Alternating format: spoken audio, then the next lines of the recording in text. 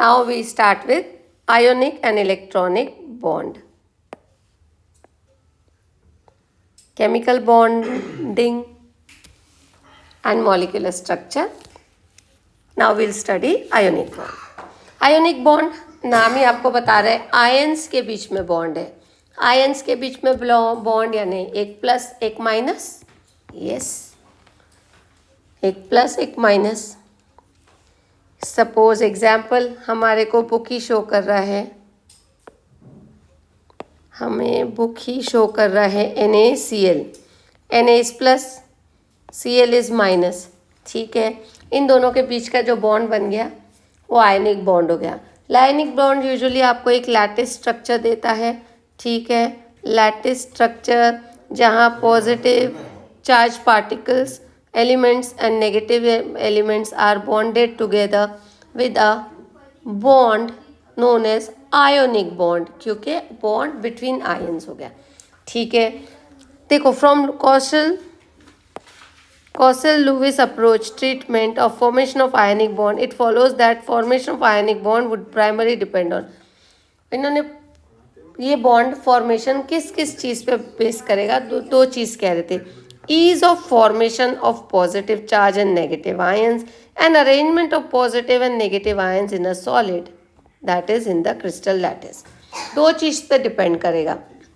यानी जो positive charge ion है, जो पॉजिटिव चार्ज आयन है Na+, एक एग्जाम्पल इसी को लेंगे, या Cl-, ये कितना जल्दी तैयार होते हैं.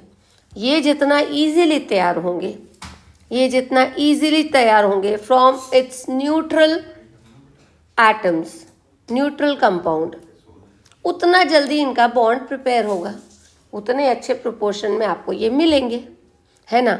एंड उनकी अपनी क्रिस्टल लैटिस में उनकी अरेंजमेंट भी कैसी है.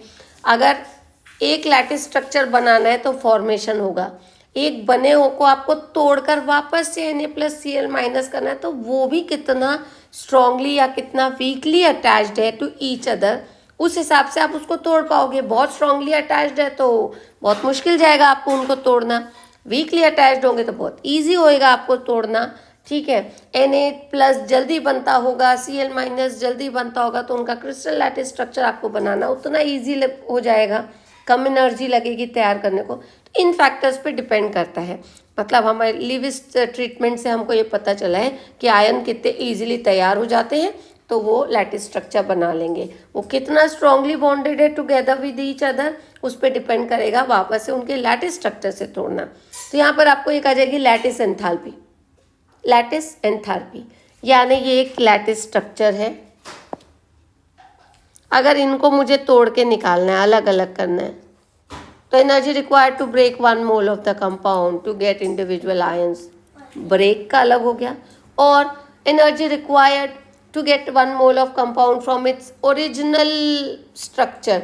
जैसे कि सोडियम मेटल का एक पूरा सा ये डब्बा है.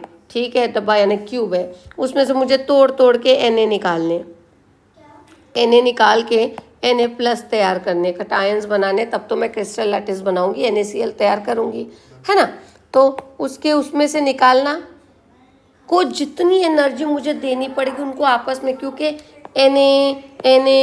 Na आपस में सब जुड़कर एक बना रहेगा. सपोज ये Na सारे जुड़कर बने, मुझे इसमें से तोड़ के Na+ करने हैं. उसके पहले मुझे एक Na अलग करने पड़ेंगे, क्योंकि वो तो आपस में सब जुड़े हुए हैं, तो उनको तोड़ना पड़ेगा. वो तोड़ने के लिए मुझे कुछ एनर्जी देनी पड़ेगी, तो वो लैटिस, तो दैट इज आयोनाइजेशन एंथैल्पी. वो ये ना, ionisation enthalpy, to ionise individual atom from its compound, है ना. तो वो एनर्जी लगेगी. वो कितना इजीली बनती है. अच्छा, कोई भी चीज़ को आपको Na को Na+ में कन्वर्ट करना है, तो ये जो Na है ना, ये आपके सॉलिड में नहीं रह सकता. It has to be in its neutral gaseous atomic form. ठीक है, वो न्यूट्रल होना यानी Na होना, और कुछ नहीं होना. ठीक है, लेकिन वो गैसियस फॉर्म में होगा, तभी मैं उसको में का इलेक्ट्रॉन निकाल कर उसको Na+ कटायन में कन्वर्ट कर सकूंगी. Be it Na, be it calcium, be it any element, अगर मुझे उसको आयोनिक फॉर्म में कन्वर्ट करना है, अगर मुझे उसको उसके आयोनिक फॉर्म में कन्वर्ट करना है, यानी या तो उसमें मुझे एक इलेक्ट्रॉन डालना हो और माइनस करना हो, या एक इलेक्ट्रॉन निकाल कर उसको प्लस फॉर्म में करना है, यानी कटायन फॉर्म में या एनायन फॉर्म में। एक इलेक्ट्रॉन निकालना है या दो इलेक्ट्रॉन निकालने, एक इलेक्ट्रॉन डालना है दो इलेक्ट्रॉन, वो जब तक उसके गैसियस फॉर्म में नहीं होगा, जब तक उसके गैसियस फॉर्म में नहीं होगा मैं उसको नहीं कर सकती। ठीक है, सो न्यूट्रल गैसियस स्ट्रक्चर में होना उस एटम को, ये एक पॉइंट याद रखना, तभी वो आयनिक फॉर्म में कन्वर्ट होगा। ठीक है, तो सोडियम को ले लिया, उसके एक मेन स्ट्रक्चर में से उसको आप आयोनाइजेशन एंथैल्पी दोगे, जितनी उसको उसकी एनर्जी चाहिए, हर एलिमेंट की फिक्स है, उतनी आप उसको दोगे, वो पहले गैस में कन्वर्ट हो जाएगा, गैस में कन्वर्ट होगा, उसके बाद वो अपना इलेक्ट्रॉन छोड़ेगा आयोनाइजेशन एंथैल्पी लेकर, वो इलेक्ट्रॉन छोड़ेगा। अब तो ये देखो, ये है वो स्ट्रक्चर।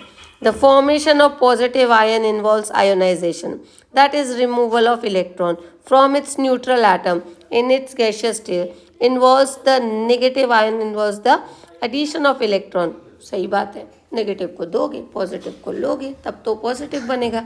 ठीक है, तो ये लाइन आपको समझ गई।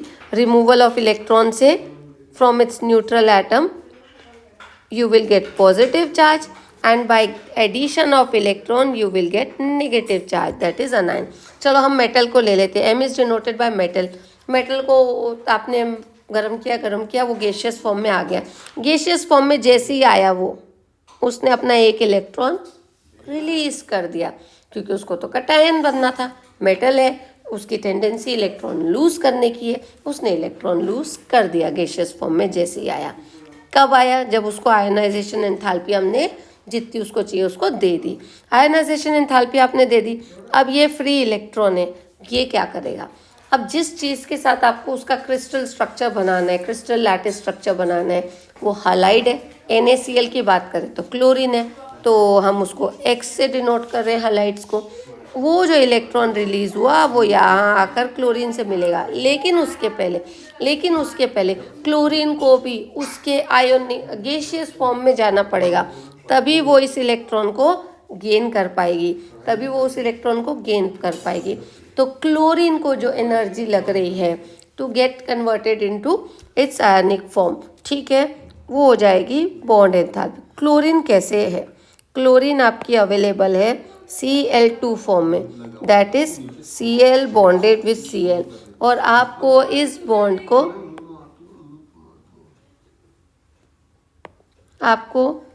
बॉन्ड को तोड़ना है ना? तो आप इसको दोगे bond dissociation energy, bond enthalpy. ठीक है, क्या दोगे? बॉन्ड एंथैल्पी दोगे इसको तोड़ने के लिए, और इसको लगेगा हमको एक Na के लिए एक ही Cl चाहिए, तो this will be half of the bond enthalpy of chlorine molecule, क्योंकि हमको एक ही मॉलिक्यूल चाहिए, एक एटम चाहिए। ठीक है, तो it will be half of it. ठीक है, तो क्लोरीन भी अपने गैसियस फॉर्म में आ गया है। अब वो इस लूज वाले इलेक्ट्रॉन को ले लेगा और बना लेगा अपना अनायन, बना लेगा अपना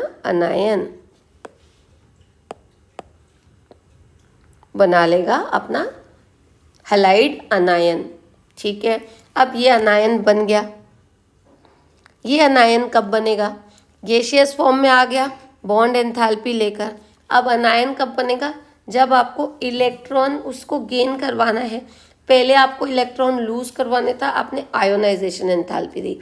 अब वही इलेक्ट्रॉन दूसरे को गेन करवाना है, तो आप उसको दोगे इलेक्ट्रॉन गेन एंथैल्पी, यानी वो एनर्जी जो उसको एक इलेक्ट्रॉन को एक्सेप्ट करने को, अपने ऑर्बिट में जगह देने को लगेगी, है ना? कुछ बाकी के इलेक्ट्रॉन उसको रिपेल करेंगे, ऐसे ही तो नहीं आने देंगे अपने घर में। उन्होंने अपना दायरा बना के रखा है, 7 लोग रह रहे थे क्लोरीन के आउटर मोस्ट इसमें। अब वहाँ उसको एक को जाना है तो उसको जगह बनानी पड़ेगी, जगह बनाने के लिए कुछ तो एनर्जी इनपुट देना पड़ेगा। उस एनर्जी को आप क्या बोलोगे? Electron gain enthalpy. बस वो दे दी, तो वो एनर्जी देने के बाद वो bromine in chlorine in case of NaCl, but it can be any halide अनायन। अब दोनों ज्वाइन हो रहे हैं, दोनों आयन्स फॉर्म बन गए, एक कटायन हो गया एक अनायन हो गया, दोनों ज्वाइन होके आपका बन गया NaCl और metal plus halide MX combination. ठीक है, उसमें आप जो भी डालो, क्लोरीन X की जगह ब्रोमीन डालो, X की जगह आयोडीन डालो, Na की जगह आप Cl लिथियम डालो, जो डालना है। Metal can be of any metal. ठीक है, यहाँ पर वन वैलेंसी की बात कर रहे हैं। ठीक है, तो आपका वो क्रिस्टल लैटिस हो जाएगा। अब जब वो डाल रहे हो तो इसको हम बोलेंगे लैटिस एंथैल्पी। ये लैटिस स्ट्रक्चर बन रहा है, तो this will be our lattice enthalpy, है ना। लैटिस एंथैल्पी हो जाएगी। लैटिस एंथैल्पी आगे के इसमें हम अच्छे से देखेंगे।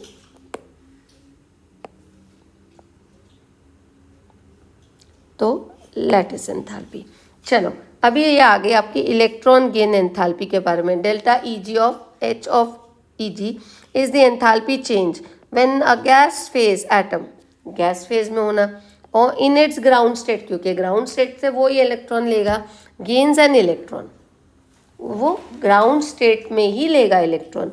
गैसियस एटम, ठीक है, neutral gaseous atom in it's ground state either will give electron or will accept electron and form cation or anion respectively. The gain energy possesses may be exothermic or endothermic. देखो ionisation enthalpy जो है ना, ये usually positive होती है। Endothermic, you have to give this energy. Ionise तोड़ना है आपको, इसमें से तोड़ना है तो आपको देना पड़ेगा, ये हमेशा प्लस में रहेगी, याद रखना है पॉइंट। लेकिन electron gain enthalpy can be positive और कैन बी नेगेटिव, यानी एंडोथर्मिक भी हो सकती है और एक्सोथर्मिक भी हो सकती है।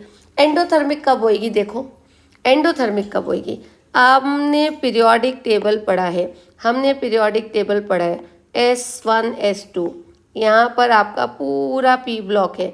P ब्लॉक में यहाँ हमारे नोबल गैसेज है, इनके पास final NS outer most orbit is NS2 NP6, यानी आउटर मोस्ट ऑर्बिट एज पर लुइस ऑक्टेट कंप्लीट है, उसको इलेक्ट्रॉन नहीं चाहिए। उसको आप बोलोगे इलेक्ट्रॉन गेन करो बाबा, ही डजंट वांट टू। तो इलेक्ट्रॉन गेन करवाने के लिए यहाँ अगर आपको उसको ज़बरदस्ती करवाना है तो you will have to give lot of energy to gain that electron, है ना। तो इलेक्ट्रॉन गेन एंथैल्पी यहाँ पर पॉजिटिव हो जाएगी। इसी के बाजू में आ जाता है ग्रुप 17 एलिमेंट्स। आपका क्लोरीन, फ्लोरीन, ब्रोमीन, आयोडीन, ठीक है, इनके पास इलेक्ट्रॉनिक कॉन्फ़िगरेशन NS2 NP5, ठीक है, एक कम है, इसको आप बोलो इलेक्ट्रॉन ले ले भैया, ये तो बहुत इजीली लेगा। ये आपको बोलेगा मैं एनर्जी दे देता हूँ, आप मुझे इलेक्ट्रॉन दे दो, ready to accept the electron, और बोलेगा एनर्जी ले लो। तो देखो यहाँ एक्सोथर्मिक हो गया, it will release energy, it will give you some energy to accept that electron very readily. और वहीं पे बाजू में noble gases, they will have to be provided with lot of positive electron gain enthalpy. इसलिए कह रहे electron gain enthalpy can be positive और negative both. The ionization on the enthalpy is always endothermic, वही line है। Electron gain and affinity is negative of the change accompanying in the electron. Obviously, ionic bonds will be formed more easily between elements with comparatively low ionization enthalpy and elements with comparatively high ionization enthalpy.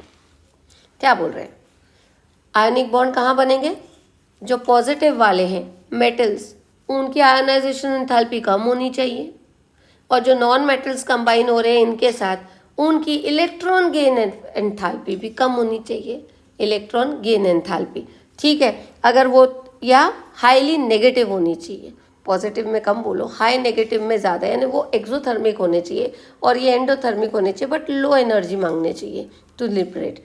तो you can get that crystal lattice structure very easily. तो बस वही है, तो दो energy याद रखना,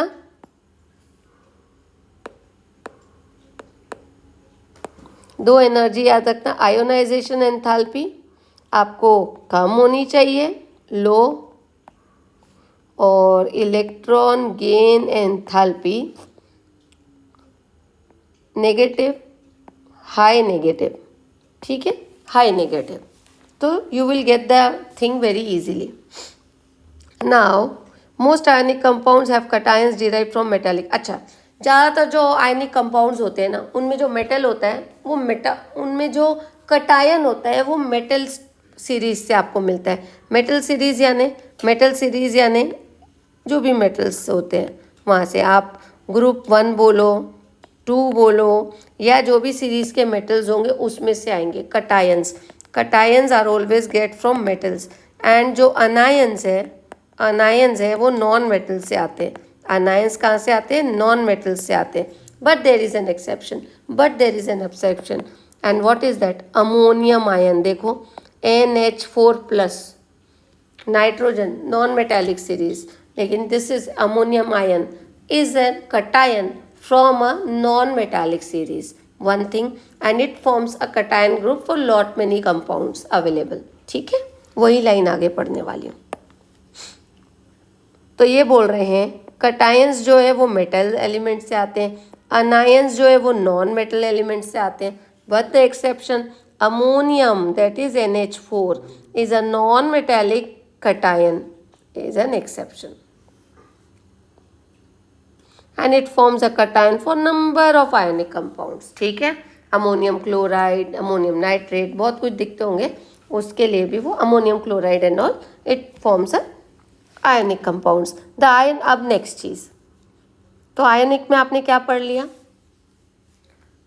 gaseous form में होना आपका जो भी न्यूट्रल एटम है, कटायन और अनायन है, वो कटायन अनायन तभी फॉर्म होंगे जब वो अपने ओरिजिनल कंपाउंड के गैसियस स्टेट में पहुंच जाएंगे. उसके बाद it will release its electron और they will gain its electron. Electron जब वो गेन करते हैं तो इलेक्ट्रॉन गेन एंथैल्पी बोलते हैं. वो एक्सोथर्मिक और एंडोथर्मिक दोनों हो सकती है. एक्सो कब होती है?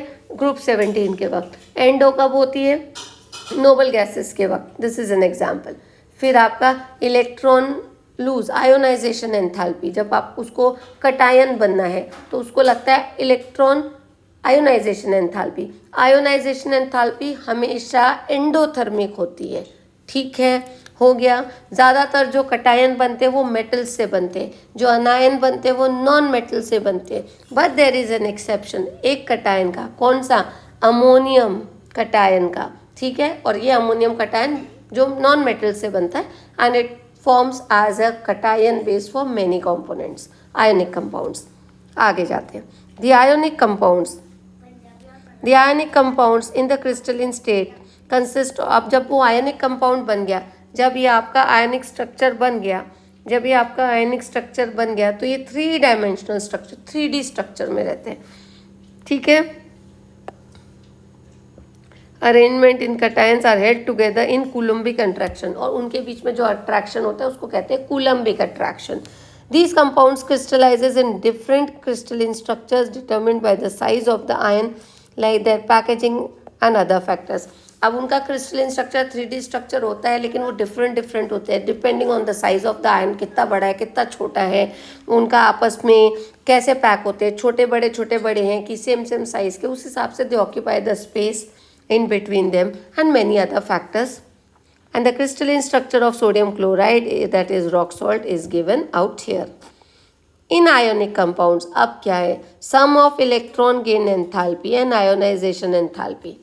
अब जब आप बना रहे हो तो आपको पहले आयोनाइजेशन एंथैल्पी लगी, फिर आपको इलेक्ट्रॉन गेन एंथैल्पी लगी, बीच में आपको बॉन्ड डिसोसिएट करने के लिए बॉन्ड एंथैल्पी लगी, है ना. लास्ट में आपको क्रिस्टल लैटिस एंथैल्पी लगी. देखो इतनी सारी एनर्जीज लग रही है. ठीक है, तो ये क्या बोल रहे हैं? शुरुआत की एनर्जीज को तो आप सम करोगे ना.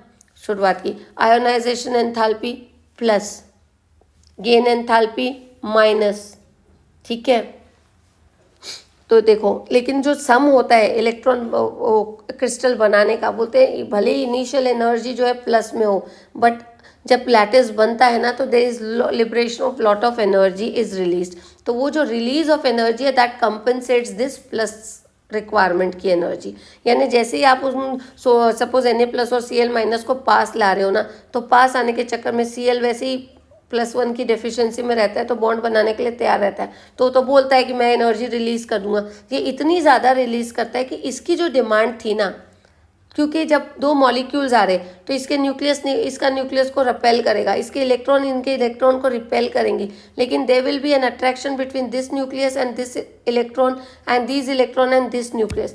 ये अट्रैक्शन और रिपल्सिव फोर्सेस सब इतना ज़्यादा बैलेंस हो जाता है कि जो एनर्जी एक्सोथर्मिक प्रोसेस से रिलीज होती है, it is more than sufficient for formation of the crystal lattice structure. समझा? नहीं समझा? एक बार फिर से रीड करते हैं। जब बॉन्ड बन रहा है तो इधर भी इलेक्ट्रॉन है नेगेटिव, इधर भी इलेक्ट्रॉन है, भले ही एक कटायन एक अनायन है। ये इलेक्ट्रॉन तो आपस में रिपेल करेंगे, हाँ करेंगे। न्यूक्लियस में पॉजिटिव चार्ज है, न्यूक्लियस में पॉजिटिव चार्ज है, पॉजिटिव रिपेल करेंगे, हाँ करेंगे। लेकिन ये इलेक्ट्रॉन है, इधर न्यूक्लियस है, अट्रैक्शन होगा। वैसे ही इधर भी न्यूक्लियस है, इधर इलेक्ट्रॉन है, अट्रैक्शन होगा। और बॉन्ड भी बनाना है, मजबूरी भी है, ऑक्टेट भी है। बॉन्ड बनाने के वक्त ये तो बड़ा तैयार है, ये बोलेगा मैं एनर्जी देता हूँ, ये बोलेगा मुझे तो एनर्जी होना, पर ये बोल रहा है मैं दे रहा हूँ। ये इतनी ज़्यादा देता है कि इसकी रिक्वायरमेंट भी पूरी हो जाती है, उसके बाद भी दी हुई एनर्जी बच जाती है, exothermic. And that is very important point two determine the formation of crystal lattice structure, वो यहाँ भी बोलेंगे। ठीक है, देख लेते हैं हम। So the sum of the electron gain enthalpy and ionization enthalpy may be positive. Demand to do may be positive, but still the crystal structure gets stabilized. बन जाता है और stable भी हो जाता है due to the energy released in the formation of lattice structure. Got it? Example: ionization enthalpy of Na formation is 495 kilojoules per mole. Electron gain enthalpy for chlorine -33, क्योंकि chlorine तो लेने को तैयार है, तो देखो उसने -33 दे दिया, एक्सोथर्मिक हो गया। अब 495 प्लस -338, 495 प्लस क्लोरीन का, लेकिन वो तो माइनस है, तो 400 समथिंग यानी ऑलमोस्ट 500 माइनस 350, तो 150 तो अभी भी एक्स्ट्रा है।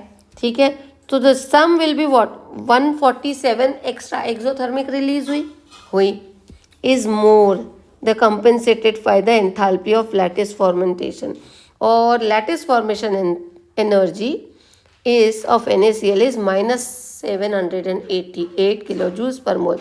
Therefore the energy released in the process is more than the energy absorbed. समझ गए? सोडियम बनने की एनर्जी, क्लोरीन माइनस बनने की एनर्जी, सोडियम प्लस बनने की एनर्जी, क्लोरीन माइनस बनने की एनर्जी, इन दोनों का जो सम किया तो ये 450 के आसपास है, ये 550 के आसपास, एक 500 के आसपास है, ये 350 दे रहा, ये 500 कंज्यूम कर रहा, इसने 500 खाया, इसने 350 दिया, तो अभी 150 की डेफिशिएंसी है, 150 और चाहिए लैटिस बनाते वक्त। अब वो क्या हुआ, जो लैटिस एंथैल्पी है वो तो कितनी है, वो तो 750 788 के आसपास है, वो भी आ गई, और तो फिर 750 माइनस 147 भी किया, और 150 माइनस, तब भी 600 650 की एनर्जी एक्सोथर्मिक है। प्रोसेस के दौरान आपको रिलीज हो रही है एनर्जी, इसीलिए तो आप क्या बोल रहे हैं, qualitative measure of the stability of ionic. अब जो आयनिक कंपाउंड बन गया उसकी स्टेबिलिटी कैसे पता चलेगी, वो जितनी ज़्यादा एनर्जी एक्सोथर्मिकली रिलीज कर रहा है ड्यूरिंग फॉर्मेशन, खुशी खुशी रिलीज कर रहा है during formation, will decide the stability. हाँ, वो जितनी ज़्यादा दे रहा है ना वो खुश है बनकर कंबाइन होकर, वो जितनी कम देगा वो ना खुश है, या वो उतना कम स्टेबल है। स्टेबल तो रहेगा क्योंकि बन रहा है। तो qualitative measure of the stability of ionic compound is provided by it's enthalpy of lattice formation and not simply by achieving an octet around the ionic species of gas. तो lattice enthalpy decide करती है कि एक crystal lattice structure कितना stable होगा या नहीं होगा, ना कि उसका ऑक्टेट रूल। ऑक्टेट तो बना लेगा, जैसे यहाँ 550 700 एनर्जी है और कोई सी में 200 300 है, तो 200 300 वाला क्रिस्टल लैटिस एंथैल्पी थोड़ा कम स्टेबल रहेगा, 700 वाला ज़्यादा, किसी की 1000 है तो वो और ज़्यादा, है ना। जो जितना ज़्यादा देकर खुश है ना वो उसी में खुश है ना। तो since lattice enthalpy plays a key role in formation of ionic compounds, it is important to learn. तो क्योंकि लैटिस एंथैल्पी इंपॉर्टेंट है तो हमें लैटिस एंथैल्पी भी पता होनी चाहिए। चलो लैटिस एंथैल्पी कर लेते हैं।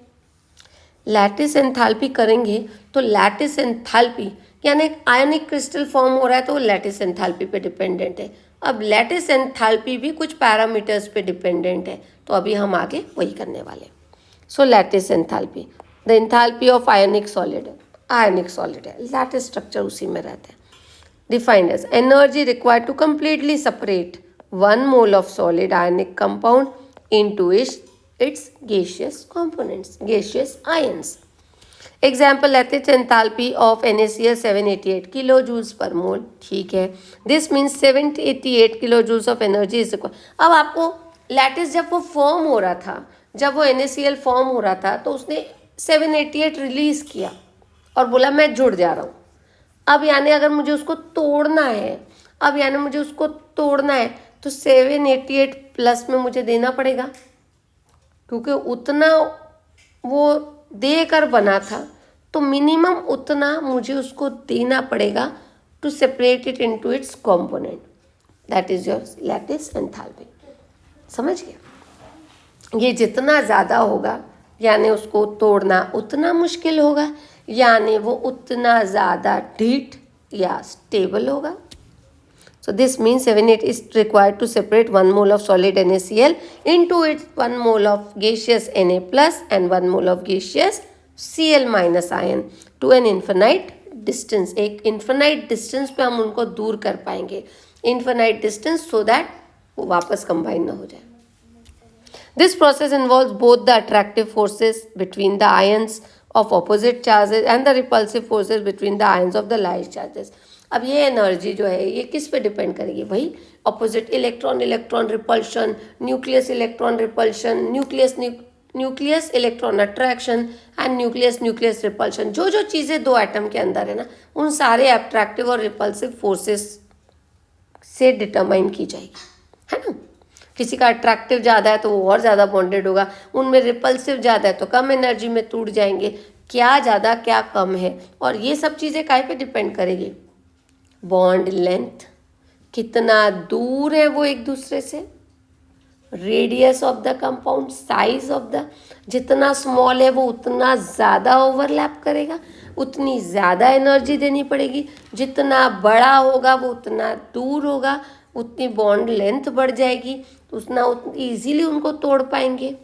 Number of bonds, bond order, number of bonds, एक सिंगल बॉन्ड है, एक सिंगल बॉन्ड है खटक करके टूट जाएगा, डबल बॉन्ड है थोड़ी मुश्किल जाएगी, ट्रिपल बॉन्ड है और ज़्यादा मुश्किल जाएगी तोड़ने में।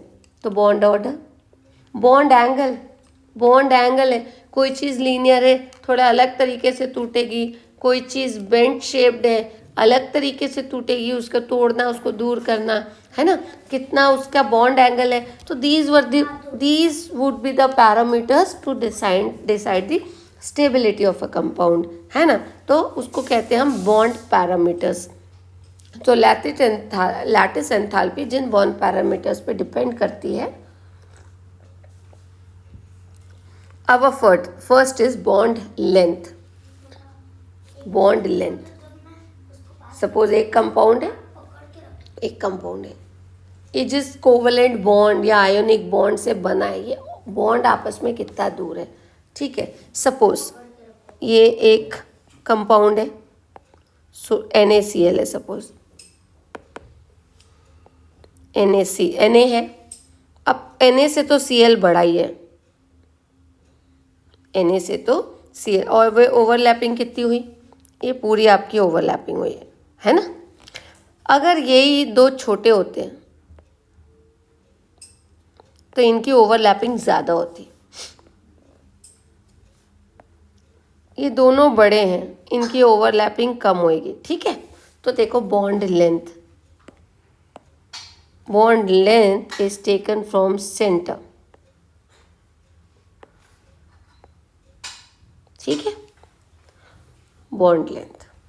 तो ये कितना दूर है, ये जितना ज़्यादा दूर होंगे उतना इजीली ब्रेक होंगे, उतनी कम एनर्जी लगेगी।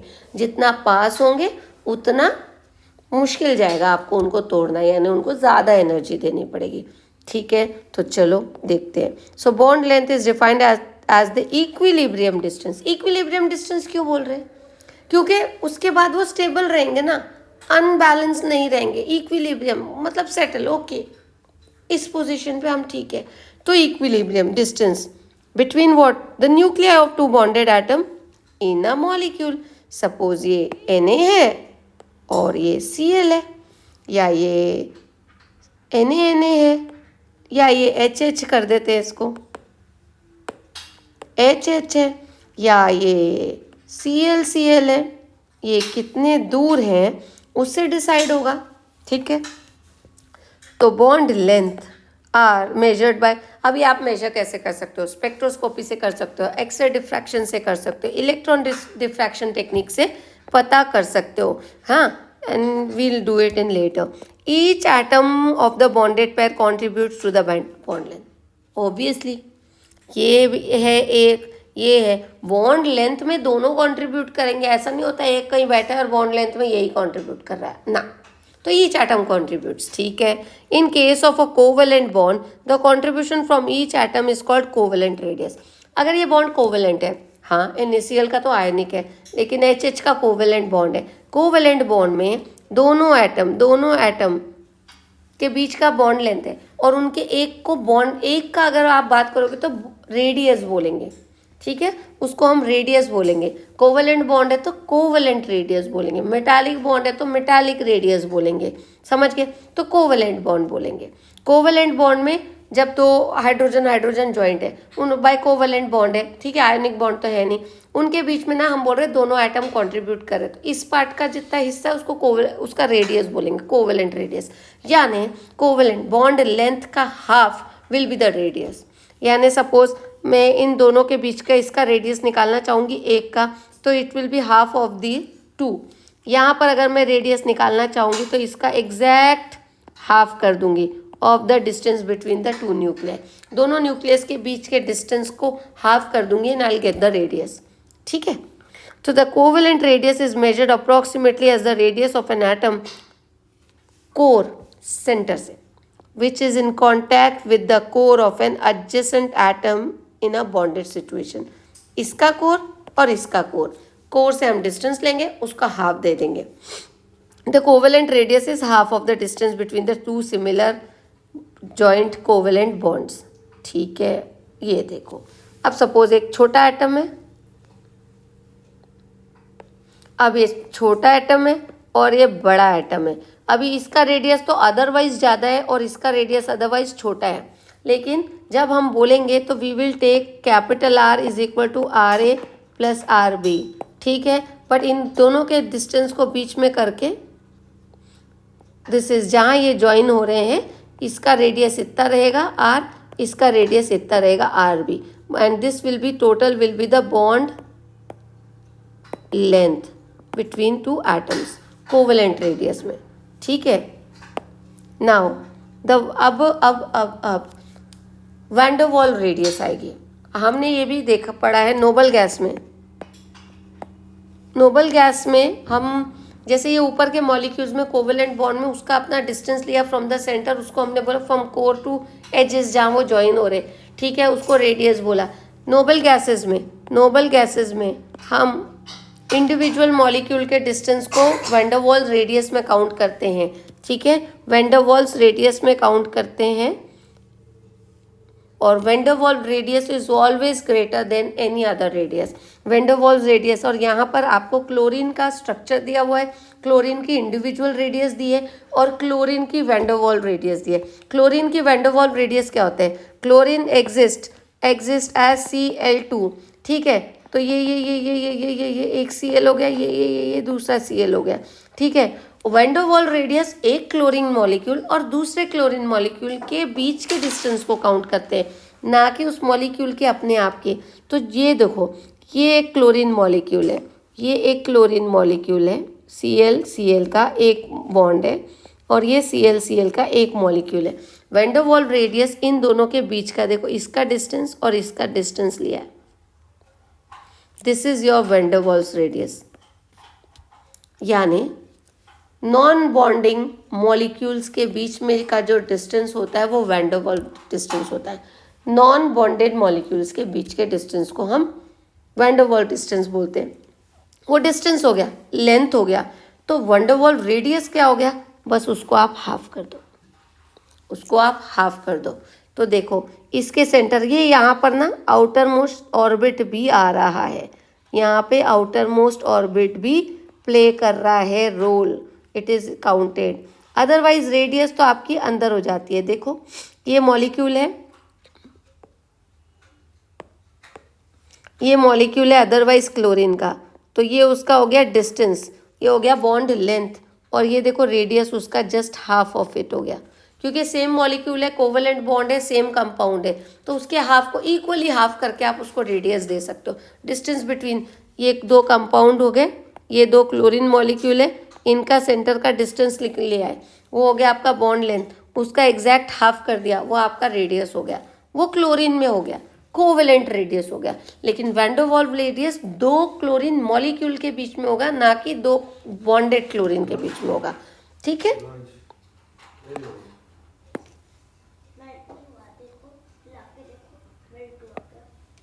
So this is your distance, ये यहाँ से यहाँ का ले रहे हैं, और ये दो नॉन बॉन्डेड क्लोरीन है, ये एक मॉलिक्यूल है और ये एक मॉलिक्यूल है, नॉन बॉन्डेड के बीच का ये हो गया आपका टोटल डिस्टेंस, और उसका हाफ हो गया आपकी ये radius van der Waals.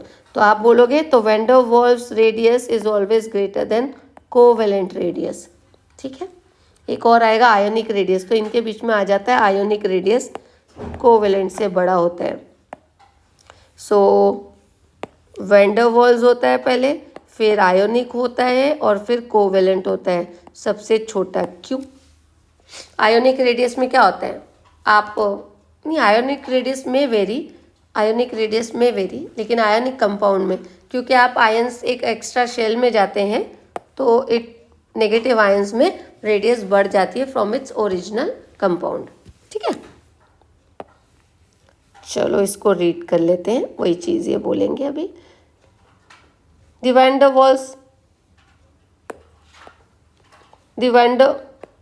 Waals radius represents overall size of the atom, which includes its valence shell. In the non-bonded situation, it includes outermost shell, valence shell, and in non-bonded, ये bonded नहीं है उससे, in non-bonded.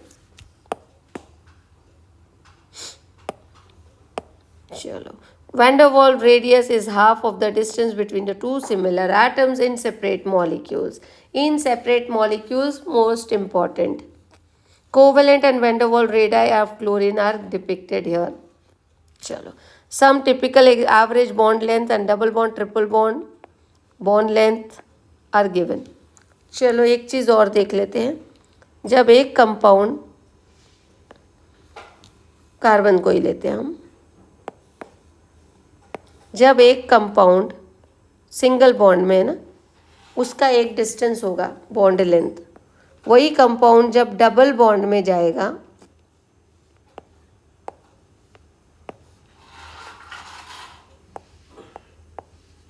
वही compound जब double bond में जाएगा उसका bond length कम हो जाएगा, वही कंपाउंड जब ट्रिपल बॉन्ड में जाएगा वो और छोटा होता जाएगा। क्यों? जैसे जैसे नंबर ऑफ बॉन्ड्स बढ़ेंगे बिटवीन द सेम कंपाउंड, जैसे जैसे नंबर ऑफ बॉन्ड्स बढ़ेंगे उसका बॉन्ड लेंथ छोटा होता जाएगा। देखो आप अपने फ्रेंड को एक रस्सी से खींच रहे हो, चलो एक हाथ से खींच रहे हो, आप अपने फ्रेंड को एक हाथ से खींच रहे हो, तो ठीक है, वो उतना डिस्टेंस रहेगा, वो क्योंकि वो भी अपनी ताकत लगाएगा। अब आप उसी दोस्त को दो हाथों से खींचो अपने तरफ, तो वो डिस्टेंस आप कम कर पाओगे, उसको अपने क्लोज ज़्यादा ले आ पाओगे। वही फ्रेंड को आप एक और बंदे को बोलो ले आओ तीसरा हाथ, और थर्ड हाथ से ताकत से खींचो उसका एक ही हाथ, तो क्या होएगा, वो डिस्टेंस और कम हो जाएगा, है ना। तो होल्डिंग पावर बढ़ जाता है। वैसे ही दो एटम्स के बीच में जैसे जैसे नंबर ऑफ बॉन्ड्स बढ़ते जाते हैं, बॉन्ड लेंथ घटती जाएगी और वो करीब आते जाएंगे। दैट इज that is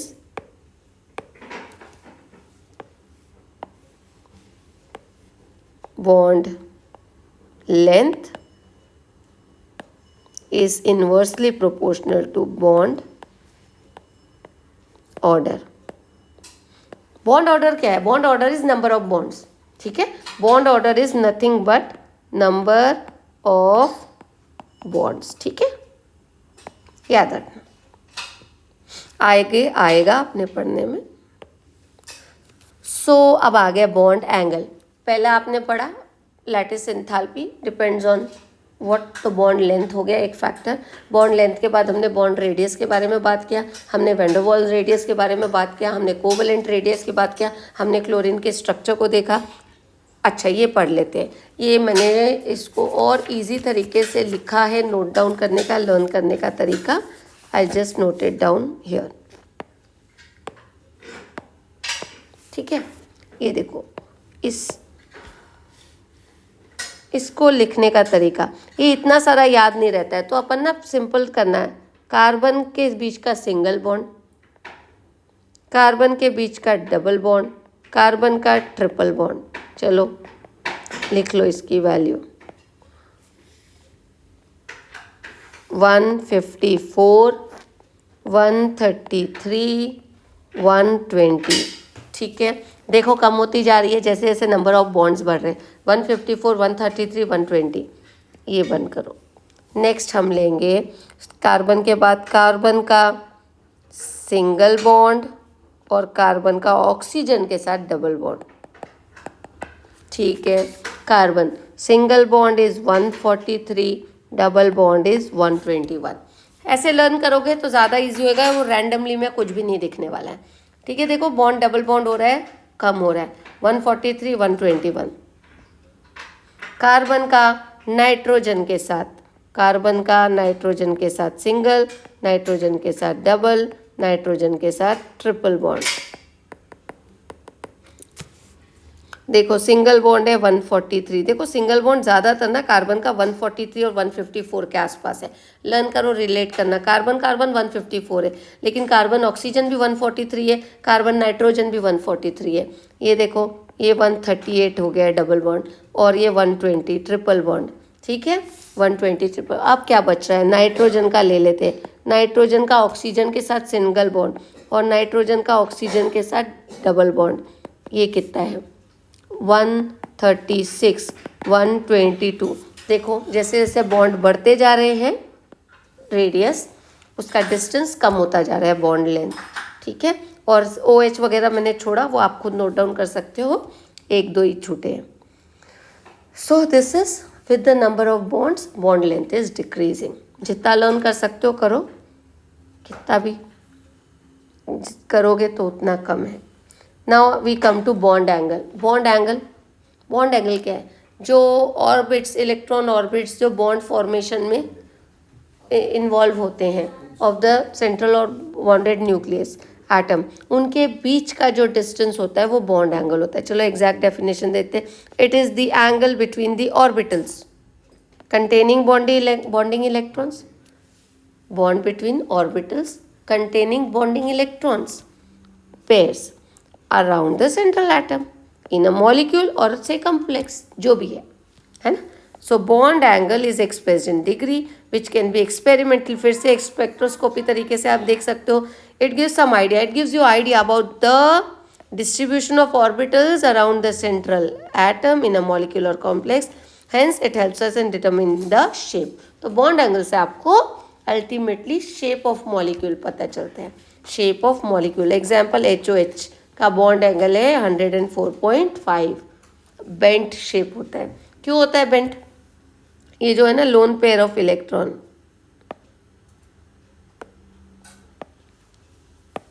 ये जो है ना लोन पेयर ऑफ इलेक्ट्रॉन, ये उसको ना बेचारे को ऐसा बेंट करा देते हैं. ये लोन पेयर की ना एक आदत होती है, उसको ज़्यादा जगह चाहिए था, दे आर मोर इलेक्ट्रोनेगेटिव, तो उनकी ना बहुत पावर होती है बाकी सबको ढकेल देने की. तो ना ये H को ना इधर ढकेल देते हैं.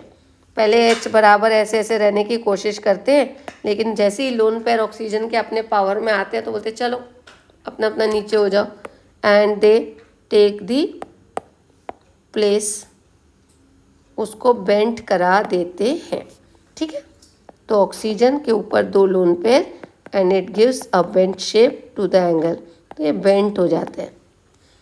चलो ये देखो, यहाँ पर आपको कुछ बॉन्ड लेंथ दी है, यहाँ पे अपने बॉन्ड लेंथ भी दी है, बाद में बॉन्ड एंगल का इधर नहीं दिया है, बॉन्ड लेंथ का दिया है। चलो now we come to bond enthalpy. Bond enthalpy, आपने क्लोरीन को तोड़ा था, क्लोरीन को तोड़कर सिंगल क्लोरीन गैसियस फॉर्म में बनाया था ताकि वो इलेक्ट्रॉन गेन करके क्लोरीन माइनस आयन बनाए। हाँ, वही है bond enthalpy, to break the bond. तो देखो, it is the energy, amount of energy required to break 1 mole of bond of a particular type between 2 atoms in its gaseous state. बिल्कुल सही है। So bond enthalpy is again given, वो तो kilo joules per मोल में ही आएगी। आप अगर H और H बॉन्ड को तोड़ना चाहते हो, हाइड्रोजन के H और H को तोड़ना चाहते हो, तो 435.8 किलो जूल्स पर मोल एनर्जी लगेगी। तो वो देखो H और H में डिसोसिएट हो जाएंगे, टूट जाएंगे। Bond enthalpy for molecules containing multiple bonds. अब H और H में तो एक एक बॉन्ड है, कहीं पे आपके 2 बॉन्ड आएंगे, कहीं पे आपके 3 बॉन्ड आएंगे, तो वो एनर्जी बदलती जाएगी, ठीक है। Every different bond to be broken require a different kind of energy. ज़रूरी नहीं है कि उसको सेम एनर्जी लगेगी, पहले वाले को जितना टूट रहे, जैसे कार्बन है से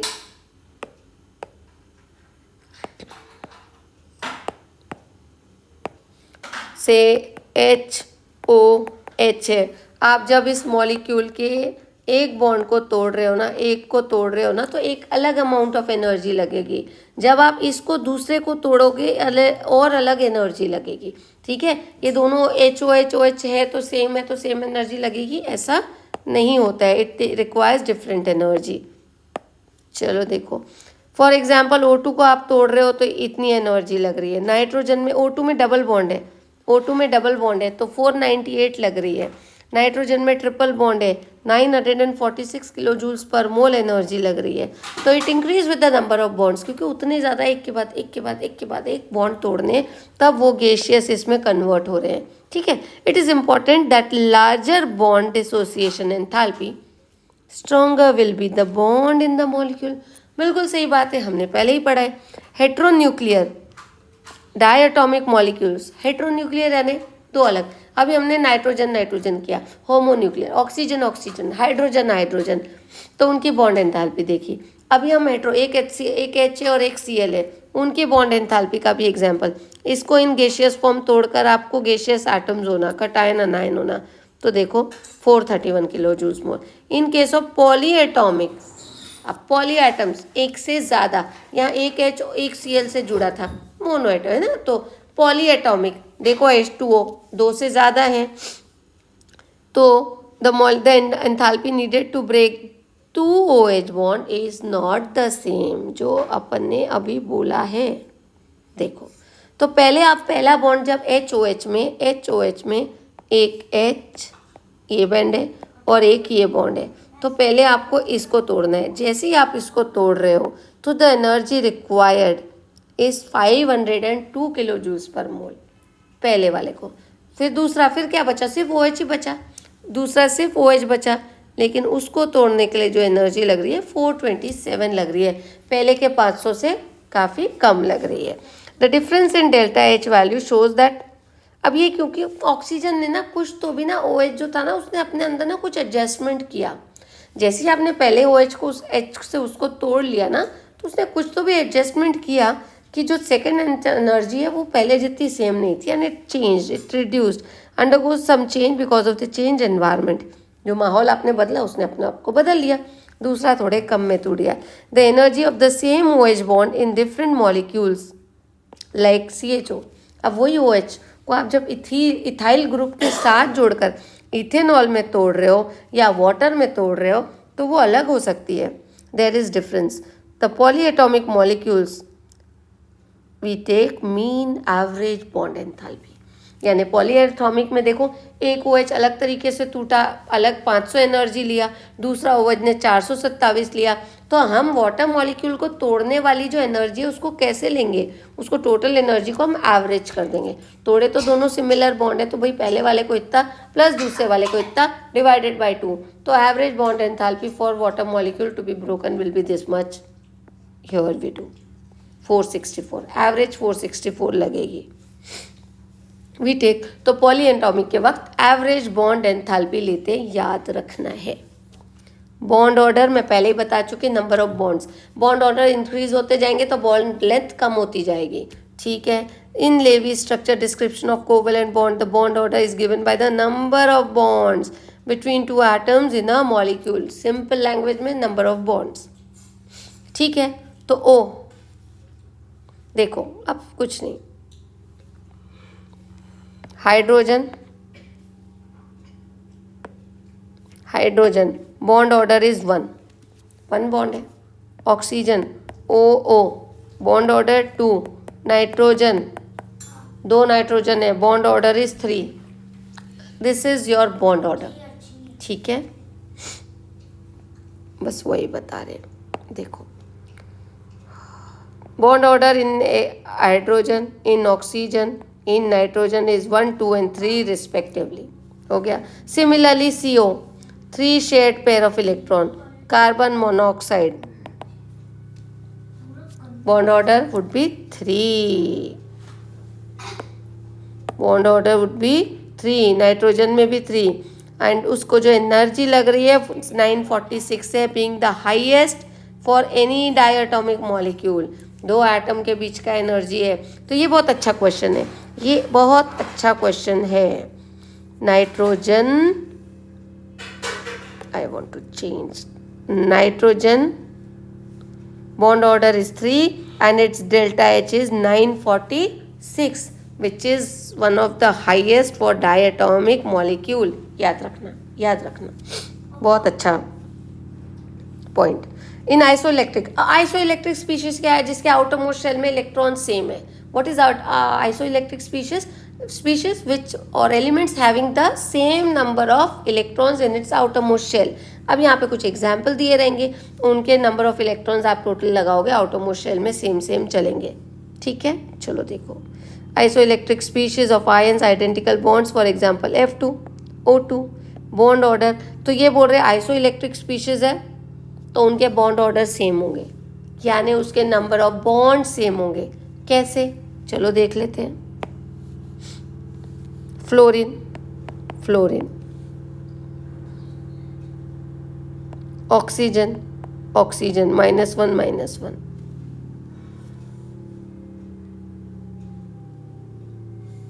तो देखो इनके बीच में एक एक बॉन्ड है, ठीक है ना। क्यों? ऑक्सीजन के पास 6 इलेक्ट्रॉन होते हैं, ऑक्सीजन के पास 6 होते हैं, और ये एक एक ज़्यादा हो गया तो ये 7 हो गए, हाँ 7 हो गए। तो इनके बीच में कितना रहेगा बॉन्ड? ये दोनों एक एक 7 इलेक्ट्रॉन है। चलो यहाँ बोल रहे हैं O2-, यानी O 1 2 3 4 5 6 रहते हैं, 1 2 3 4 5 6 रहते हैं। 2- यानी एक इसको दे दिया, एक इसको दे दिया एक्स्ट्रा इलेक्ट्रॉन, तभी तो वो माइनस होगा, O-। और देखो बॉन्ड बना, देखो अब इसका 8 हो गया, इसका भी 8 हो गया। फ्लोरीन के कितने रहते हैं आउटरमोस्ट में? 7 रहते हैं, 1 2 3 4 5 6 और ये 7, 1 2 3 4 5 6 और ये 7। देखो हो गया आइसोइलेक्ट्रिक स्पीशीज बॉन्ड ऑर्डर 1 ही बना, हाँ बना। चलो nitrogen dioxide, carbon monoxide and ये नाइट्रोजन, अभी हम ये वाला कर रहे हैं, ठीक है। इसका बोल रहे हैं 3 है, come on let us check it out. Nitrogen, nitrogen outermost में कितने होते हैं? 5 होते हैं, 1 2 3 4 5, 1 2 3 4 5, ठीक है। Carbon 1 2 3 4, oxygen 1 2 3 4 5 6, nitrogen oxygen 1 2 3 4 5 6, 1 2 3 4 5। चलो देखते हैं कितने हो गए इसके, 5 और 5 10, 6 और 4 10 बन रहे। और ये देखो 6 NO-, NO+, क्या दिखा रहा है? सॉरी इसको देखो,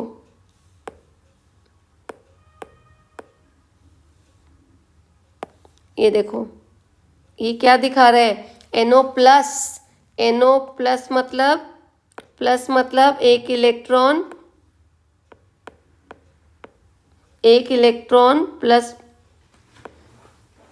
प्लस मतलब एक इलेक्ट्रॉन कम, उड़ा दो एक इलेक्ट्रॉन।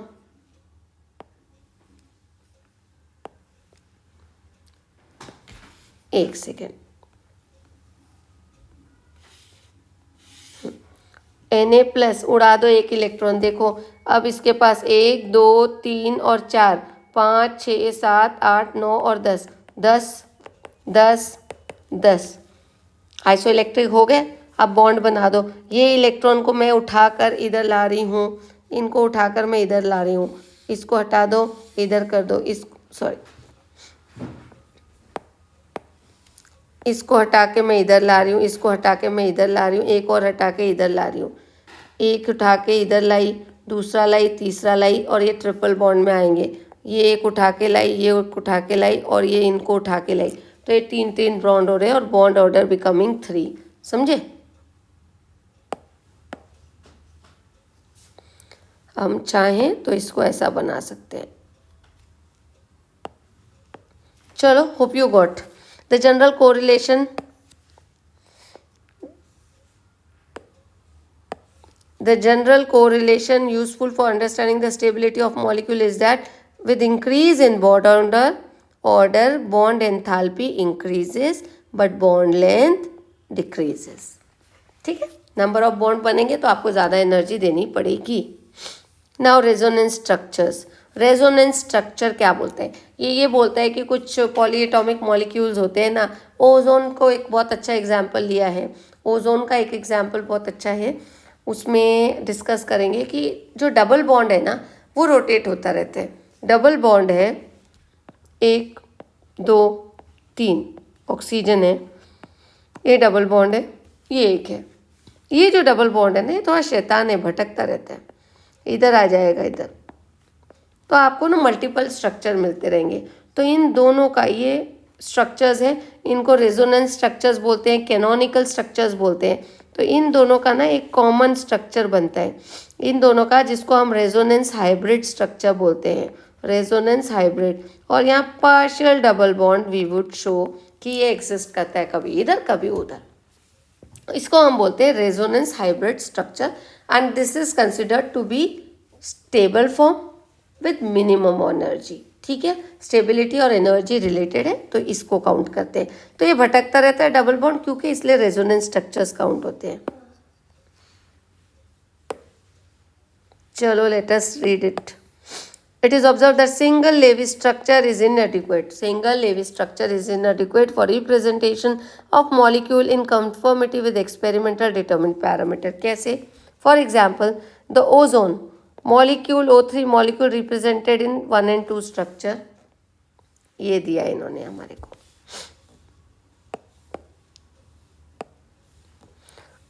ये एक स्ट्रक्चर है, देखो डबल बॉन्ड इधर है, डबल बॉन्ड पहले इधर है, और डबल बॉन्ड के वक्त बॉन्ड लेंथ क्या है और सिंगल बॉन्ड की लेंथ। तो ओजोन में सिंगल बॉन्ड की लेंथ है 148 पिकोमीटर, डबल लेंथ की 121। डबल बॉन्ड हुआ, बॉन्ड लेंथ कम हो गई। ये रेजोनेंस होता रहता है आपस में, इधर उधर डबल बॉन्ड आ गए इधर, तो इधर हो गई लेंथ 121 और ये हो गई 148 पिकोमीटर। ठीक है, ये हो गया। तो ना ये they exist in a resonant hybrid structure, जहाँ दोनों तरफ बॉन्ड लेंथ एवरेज 128 पिकोमीटर हो जाती है। ठीक है, तो अदरवाइज आपके सिंगल बॉन्ड की ऑक्सीजन के बीच का है 121, डबल बॉन्ड का है, सॉरी सिंगल बॉन्ड का है 148, डबल बॉन्ड का है 121। ठीक है, और रेजोनेंस हाइब्रिड में जब वो पार्शियल डबल बॉन्ड कैरेक्टर लेता है तो 128 को आपको लर्न रखना है। ये लर्न कर लो, आंखों में बिठा लो, द बेस्ट थिंग। तो in both the structure we have seen oxygen single bond and double bond. ठीक है, the normal O2 single and double bond is 148 and this respectively. But experimentally हमको क्या मिला? ऑक्सीजन का बॉन्ड लेंथ हमको 128 मिला, हमें ये मिला ठीक है। सो क्या पता चला, oxygen oxygen bonds in O3 molecule are intermediate, they are intermediate between double and single bond. True, अच्छी लाइन है। This can not be represented by either of the two structures, और वो दोनों में से कोई भी लेवी स्ट्रक्चर से हम नहीं बता सकते, तो हमें थर्ड स्ट्रक्चर ड्रॉ करना पड़ा। The concept of resonance was introduced to deal with the different difficulties experience in depiction of accurate structures for molecule of ozone. Main तो ओजोन के वक्त ही उन्होंने उसको बताना चालू किया। Accordingly to the concept of resonance, whenever a single Lewis structure can not describe a molecule accurately, कोई एक स्ट्रक्चर उस मॉलिक्यूल को अच्छे से एक्सप्लेन नहीं कर पाता है, तो number of canonical structures are drawn of similar energy, position of nuclei, bonding and non-bonding pairs of electron, they are all taken into consideration as a canonical structure, and a hybrid structure describes the molecule accurately. इन सब parameters को हम consider करते हैं, कैसे? Energy, position of nuclei, bonding, non bonding electrons, pairs, bonded pairs, इन सब को देखने के बाद एक हाइब्रिड स्ट्रक्चर लेते हैं और we count it as a resonance structure. O3 के लिए मेन चला था डिस्कशन में। O3 the two structures shown constitute canonical structures बोलेंगे, रेजोनेंस स्ट्रक्चर्स भी बोल सकते हैं, and their hybrid structure is given by structure 3 which depicts it more accurately. This is a resonance hybrid. Resonance structures है उसको हम double headed arrow से बताते हैं। देखो इन्होंने ये डबल एरो स्ट्रक्चर से बताया है कि they both R resonance structures of each other. ठीक है, सम ऑफ द अदर एग्जाम्पल्स भी आपको रेजोनेंस स्ट्रक्चर के हमारे एनसीईआरटी में दिया है। Let's go through it. Carbonate ion का है और कार्बन डाइऑक्साइड का है, तो ये भी स्ट्रक्चर्स आपको याद रखने हैं। हाइड्रो ऑक्सीजन का ओजोन में 148 सिंगल बॉन्ड, 121 डबल बॉन्ड और 128 हाइब्रिड स्ट्रक्चर, ये लेंथ आपको याद रखनी है। तो आ जाओ, वैसे ही कार्बोनेट आयन का देख लो, ये आपका है रेजोनेंस स्ट्रक्चर, जो उनका बीच का स्ट्रक्चर है। ठीक है, ठीक है, इसके बीच में इन्होंने स्ट्रक्चर कुछ दिया नहीं है। जहाँ देखो ये जो डबल बॉन्ड है, ये जो डबल बॉन्ड है इधर है, फिर इधर जा रहा है, फिर इधर जा रहा है, so you are getting 3 resonance structures, 3 structures. ठीक है, फिर है पर CO2 का स्ट्रक्चर, ये देखो CO2, CO2, O को 6 दे दो, 2 इसके, C के 4 है, O को 6 दे दो। इसका रेजोनेंस स्ट्रक्चर देखो कैसे हो रहे हैं। ये जो डबल बॉन्ड है ना, यहाँ तो डबल बॉन्ड ऑलरेडी है ही, तो इधर से कभी डबल बॉन्ड इधर आ रहा है या इधर से कभी डबल बॉन्ड इधर आ रहा है। जहाँ से डबल बॉन्ड फॉर्मेशन में आ रहा है उस ऑक्सीजन को प्लस दे दो, और जिसके पास एक्सेस अपने चार्जेस है, एक्स्ट्रा 8 इलेक्ट्रॉन है, उसको आप माइनस दे दो। जिसने लॉस करके डबल बॉन्ड में दे दिया उसके ऊपर प्लस चार्ज डाल दो। ये प्लस माइनस, ये प्लस माइनस, और ये देखो विद नो चार्ज। ठीक है, they are all canonical structures of each other. लेकिन रेजोनेंस जो है इन जनरल, अब हम उसको कैसे बोल सकते हैं? Resonance stabilises the molecule. Yes, वो एक general stable structure, minimum energy structure हमको बताता है। Structure as the energy of resonance hybrid is less than the energy of its single canonical structure. ठीक है, तो रेजोनेंस हाइब्रिड की एनर्जी कम होती है। रेजोनेंस और क्या करता है? Averages the bond characteristics, average कर देता है। हमने देखा जब भी बॉन्ड कैरेक्टरिस्टिक, बॉन्ड लेंथ 148, 121, लेकिन जो रेजोनेंस स्ट्रक्चर में 128, तो हाँ एवरेज कर देता है। Thus the energy of O3 resonance hybrid is lower than either of the two structures. True or false? True. Assertion reasoning. ठीक है, it is correct. There are some misconceptions about resonance structure. लोगों को लगता है वो क्या क्या गड़बड़ लगते हैं। उनको लगता है कि ऐसे एग्जिस्ट करते हैं, कभी एक फॉर्म ना डबल बॉन्ड थोड़ी देर के लिए इधर है, फिर वो डबल बॉन्ड इसके इधर चला गया, फिर वो इधर आ गया। ऐसा कुछ नहीं होता है, बोले ऐसा कुछ नहीं होता है कि थोड़ी देर इधर है फिर थोड़ी देर है। These are misconception. What are they? Canonical forms have no real existence.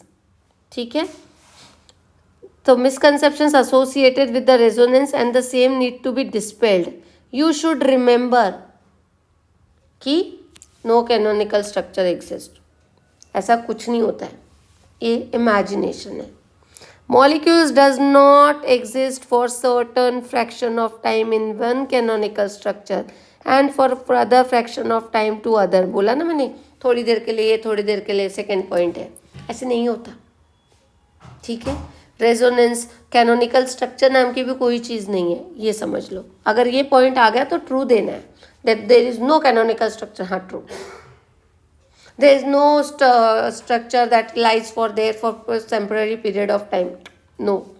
There is no such equilibrium, ऐसा जो आता है ना resonance hybrid equilibrium, there is no such equilibrium भी कह रहे हैं of canonical form as we से।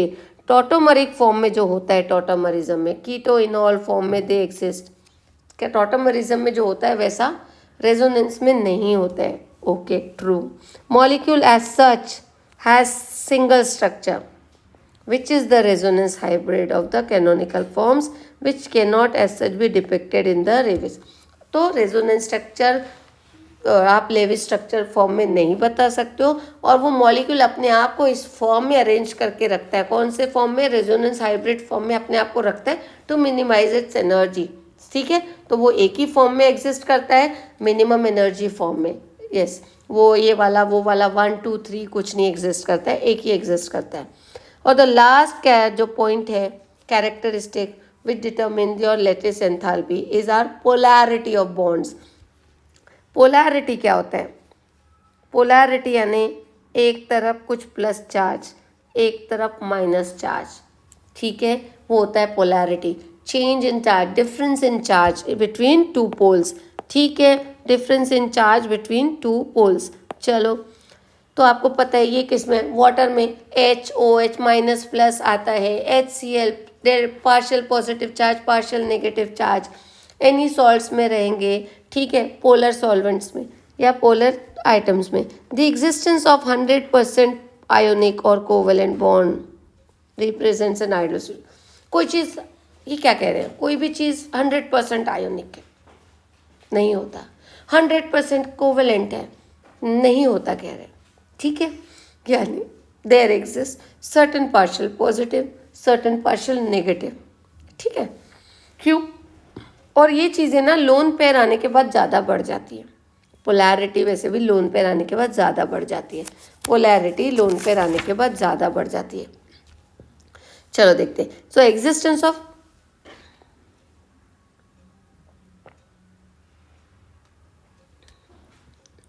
100% आयोनिक और 100% कोवेलेंट आइडियल सिचुएशन, और कोई भी आइडियल सिचुएशन नहीं होती। हमने देखा ना, आइडियल गैस भी कुछ नहीं होती है, वैसे आइडियल सिचुएशन नहीं होती है। In reality no bond or compound is either completely covalent or completely ionic.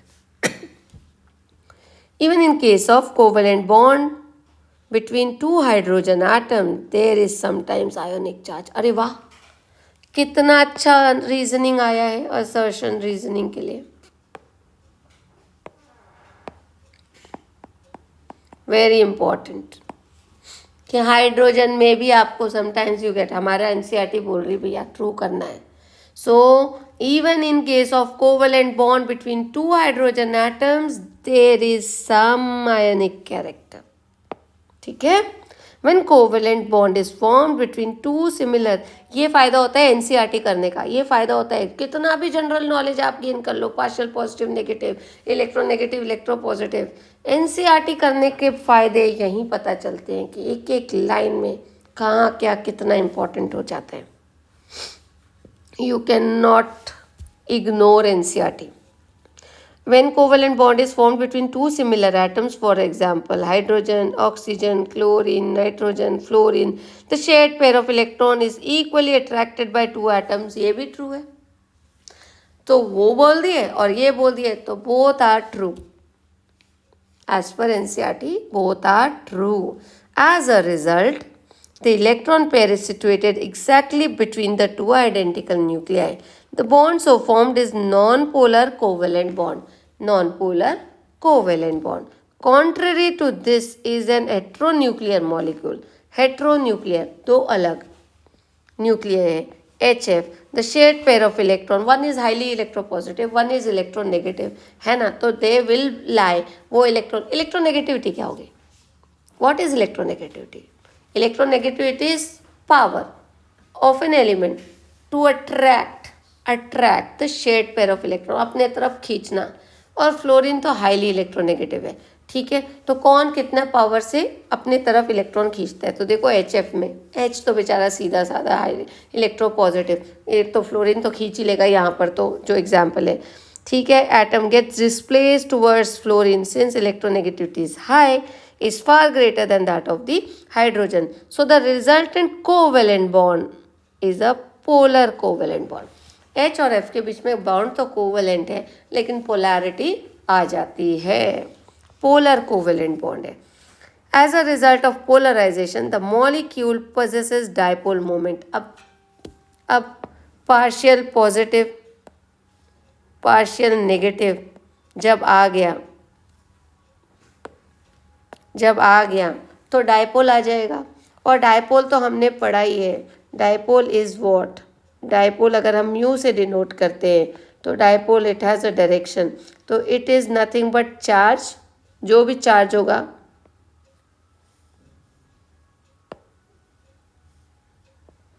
The charge into distance between two charges, बराबर, that is Q into D. तो यहाँ यानी उनकी बॉन्ड लेंथ हो जाएगी, है ना, बॉन्ड लेंथ हो जाएगा। चलो, तो डायपोल मोमेंट है, which can be defined as the magnitude of charge and the distance between the centers of the positive and negative charge. Okay, it is usually हाँ, हम म्यू से डिनोट करते हैं, इसका जो यूनिट होता है वो डी बाय होता है, Debye unit 1 Debye is equal to 3.33564 into 10⁻⁻30। ये cm जो है सेंटीमीटर नहीं है, इट इज कूलम मीटर। तो डी बाय में होता है डायपोल मोमेंट का unit, 1 Debye is 3.33 into 10⁻⁻30, ठीक है, कूलम मीटर। कूलम्बिक अट्रैक्शन बोलते हैं ना हम उसके बीच में, तो coulomb metre, it is mu, so dipole moment. Okay, चलो, further dipole moment is a vector quantity, it has a direction and magnitude both. When converted small arrow, उसको हम एक एरो से देते हैं, जो एरो नेगेटिव चार्ज के तरफ जाता है, और ये जो कट देते हैं हम वो पॉजिटिव जाते हैं, that from positive towards negative it is going. और ये लुईस स्ट्रक्चर में भी हम इसको ऐसे शो कर सकते हैं। Arrow symbolises direction of shift of electron density, electron density किस डायरेक्शन से किस तरफ गए हैं, तो फ्लोरीन के, और and it is always from electropositive towards electronegative, ठीक है, कन्वेंशनल डायरेक्शन। ये पीटर डीबाय है, it is the Dutch chemist, he got a Nobel prize in 1936 to work on on this dipole moment by X-ray diffraction method, ठीक है। Debye unit उन्हीं को honour करने के लिए हमने डी बाय यूनिट उसे नाम दिया डी बाय। अच्छा, मैंने एक चीज़ बताई हूँ, डायपोल मोमेंट कब अराइज हो गई, conditions to get, if you have lone pair present, first thing, ठीक है, देन यू हैव डायपोल होने का श्योर शॉट है। तो डायपोल कब कब नहीं होगा, डायपोल मोमेंट कब नहीं होगा, अगर डायपोल एब्सेंट के लिए लिख देती हूँ, एब्सेंट कब रहेगा, यानी मॉलिक्यूल नॉन पोलर कब रहेगा, that is non polar molecule कब रहेंगे, if you don't have lone pair, जो सराउंडिंग एटम है, subsidiary atom are similar, same, ठीक है, यानी डिफरेंट नहीं है, उनकी इलेक्ट्रोनेगेटिविटी डिफरेंट नहीं है, ठीक है। या फिर you have all bond pairs available है, ऑल आर बॉन्ड पेयर यानी देखो ये है बॉन्ड, ठीक है, ये यहाँ तो डिफरेंट एलिमेंट्स है, लेकिन अगर हाइड्रोजन है, सेम है, बॉन्ड पेयर है, नो लोन पेयर है, तो इट इज़ नॉन पोलर, ठीक है, इट इज़ नॉन पोलर। चलो, let's read it. down for you. In a polyatomic molecule, dipole moment is not only dependent upon the individual dipole moment but bond of the bonds known as bond dipoles, but also on the spatial arrangement of the molecule. Dipole moment special arrangement of molecules पे भी exist करता है. इन सच जहाँ lone pair आ गया तो it will bent it ज़्यादा. जितने number of lone pairs बढ़ेंगे वो उसको डिस्टॉर्ट करेगा, बॉन्ड एंगल को डिस्टर्ब करेगा. ठीक है. The dipole moment of the molecule is the vector sum of the dipole moment of various bonds. H2O, which is a bent structure, the two OH bonds are oriented at an angle of 104.5. The net dipole कितना हो जाता है? It is 6.17. वो याद रखो. ये figure तो याद ही रहेगा. 10⁻⁻30 6.17 याद रखो. ठीक है. ऑक्सीजन के पास 6 इलेक्ट्रॉन ऐसे लर्न कर लो और 1 इलेक्ट्रॉन हाइड्रोजन का है. ठीक है. वाटर की बात कर रहे हैं तो 6.1 और 6.17 हो गया. 10⁻⁻30 तो याद ही रख लो. ठीक है.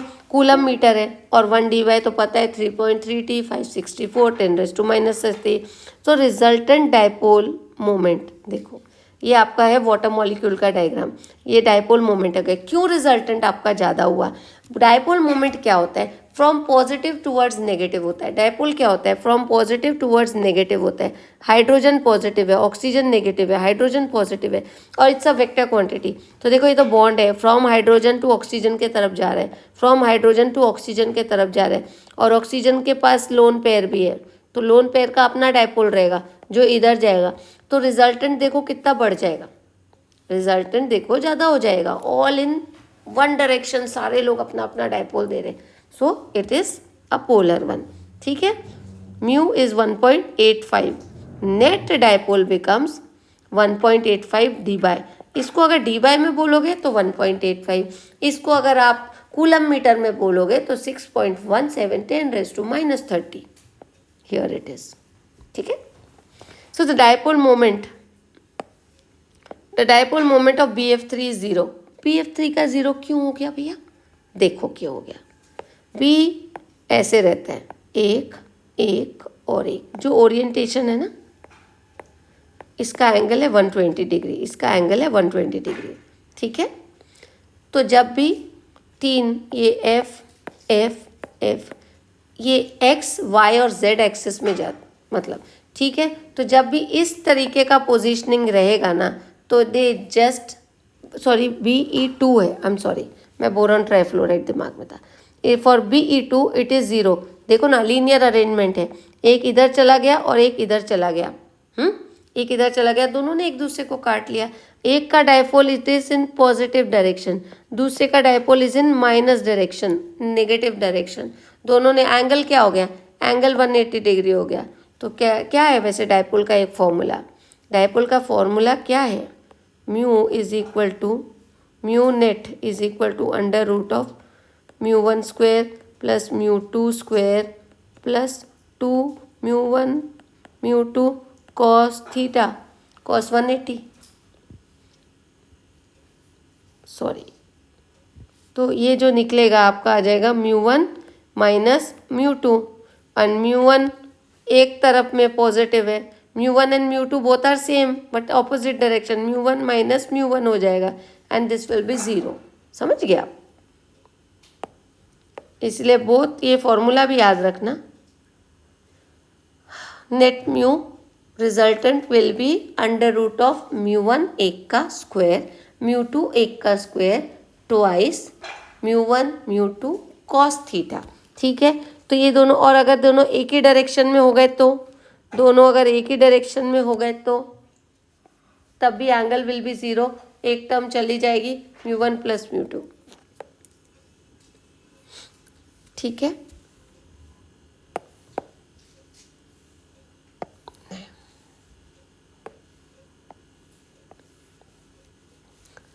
In tetraatomic molecule, for example BF3, the dipole moment is again 0. वही जो मैं BF3 का बोल रही थी, 120 degree to one another and the 3 bonds even in a net sum is 0. The resultant 0 हो जाते हैं. ये एक तरफ जाता है, एक तरफ जाता है, एक तरफ जाता है, जो रिजल्टेंट जाता है वो सब एक दूसरे को कैंसल आउट कर देता है and you get for BF3 also zero, BeF2 BF3 सब ज़ीरो। ठीक है, तो आपको एक चीज़ याद रखना, जिसका ओरिएंटेशन ऐसा है उसको भी ज़ीरो दे दो, जिसका ऐसा है उसको भी ज़ीरो दे दो, क्योंकि वो एक दूसरे को कैंसल आउट कर देते हैं। जस्ट लर्न दिस, आपका काफ़ी कुछ हो जाएगा। Let us interesting case NF3 और NH3।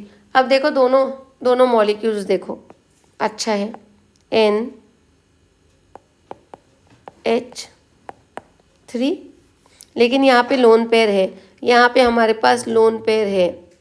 Let me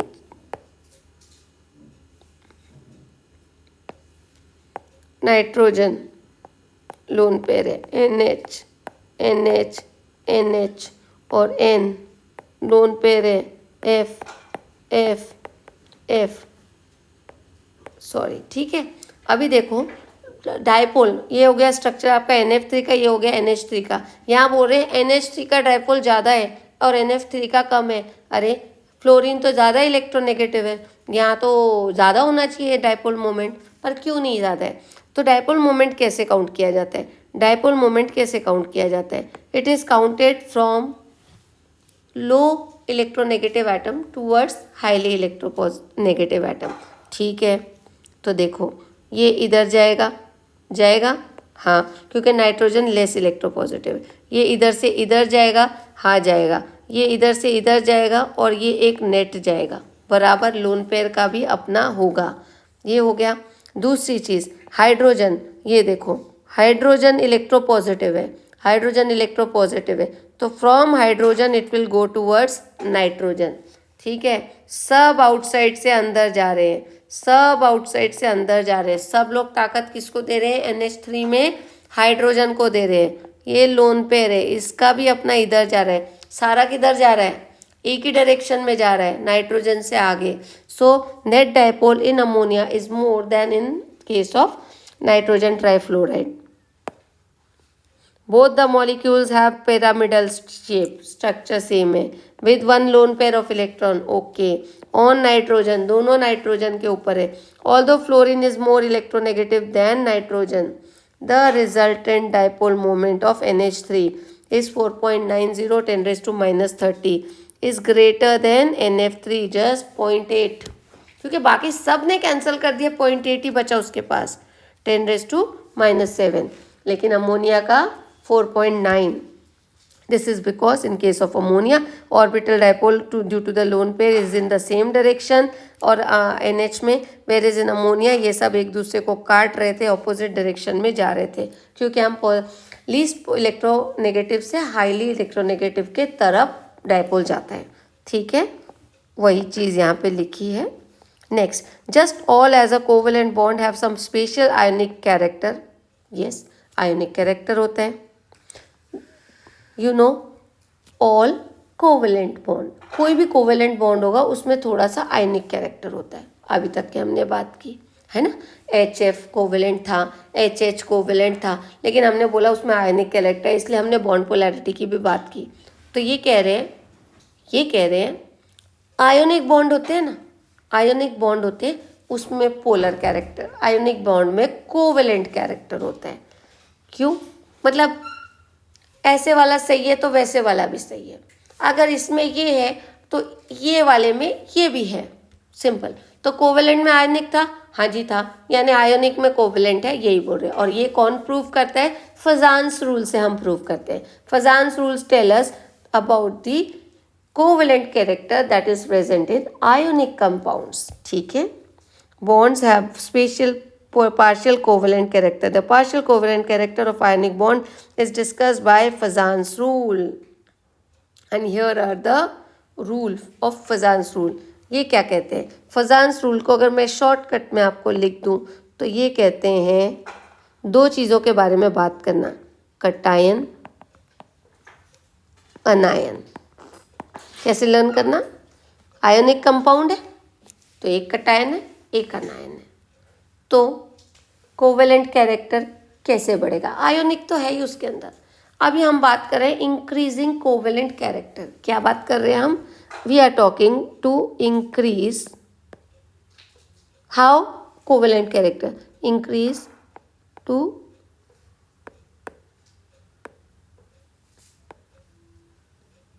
covalent character in ionic compound, in ionic compounds.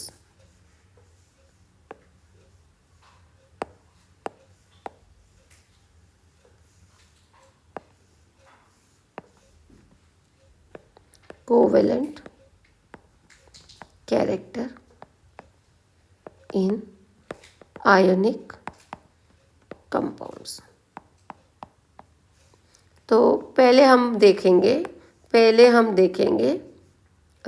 Cation का। ठीक है, तो पहला पॉइंट रहेगा साइज, तो स्मॉल होना हमको। स्मॉल कटायन मोर पोलराइजिंग पावर हो जाती है। कटायन के पास क्या होना चाहिए? पोलराइजिंग पावर कटायन के पास बात करें। अक्सर तो हम अनायन की बात करते हैं, लेकिन पोलराइजिंग पावर हम कटायन की कर रहे हैं। ठीक है, कैसे ज़्यादा होएगी? जितना साइज उसका छोटा रहेगा पोलराइजिंग पावर ज़्यादा रहेगी। दूसरी चीज़ उस पर और क्या चाहिए? उसका चार्ज भी ज़्यादा चाहिए।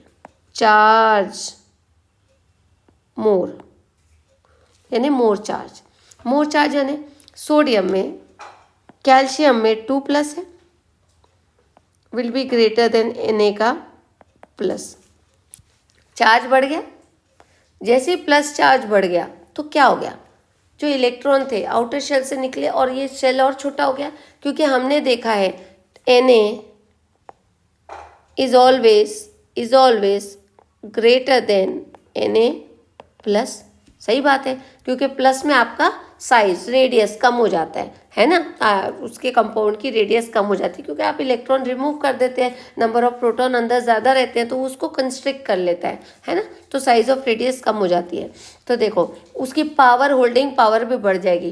कैसे बढ़ जाएगी? आपने उसका साइज कम कर दिया, सामने एक Na है, फ्लोरीन है, तो ये फ्लोरीन के इलेक्ट्रॉन को अपने तरफ खींच पाएगा।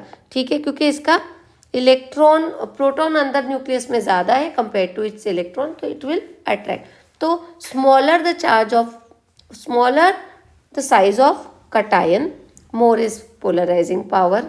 Larger the charge on cation, more is its the polarising power. ठीक है, नेक्स्ट हो गया अभी इसका उल्टा कर दो। ओ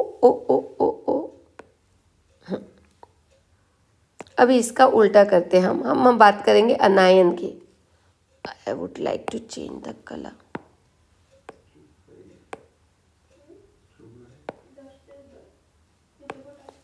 अब हम बात करेंगे अनायन की। तो अनायन के बारे में जब बात करते हैं हम, तो उसकी पोलराइजेबिलिटी की बात करें। Polarisability, how it can be increased? By increasing larger अनायन। उसका उल्टा कर दो, वो छोटा है तो कोवेलेंट कैरेक्टर ज़्यादा आ रहा है, ये बड़ा है तो कोवेलेंट कैरेक्टर ज़्यादा आ रहा है। क्यों? बड़ा होने के वजह से इसके इलेक्ट्रॉन न्यूक्लियस से दूर रहेंगे।